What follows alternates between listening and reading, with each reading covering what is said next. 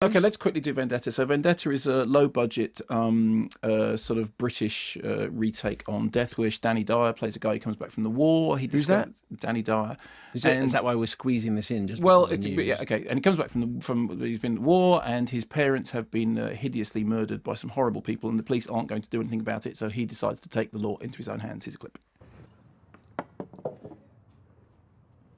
Look, mate, I'm sorry about what happened. I'm sure you can point me in the right direction, Tal. I didn't see anything, Jimmy. Sorry, mate. You live 50 yards away. Look, if you're here to cause trouble, you may as well go. Terry! Stay out of this, will you? Trouble? Jesus! Leave it! Jimmy, don't! Don't! Jimmy, don't! Oh, jeez. Jimmy, wait! Just tell him, will you? Leave it! That's you, not me. That's me. That's the EastEnders, that is. Okay. So, I mean... What's happening there? Well, here's my feeling about it.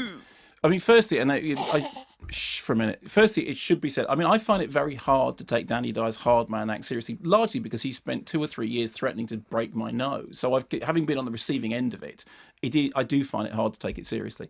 And I do think that threatening violence against journalists for laughing at you is childish and wrong. But so what can we say? Well, it's if you look at sort of British takes on the death wishing, and you look at, for example, what Shane Meadows did with Dead Man's Shoes, which I think is a really, really interesting film, I think you can do revenge dramas and you can do that stuff in a way which is subversive and and creative and interesting. I don't think this does any of those things. I think the script is very witless, and I think that the politics of it are very, very dodgy, and I didn't like it at all.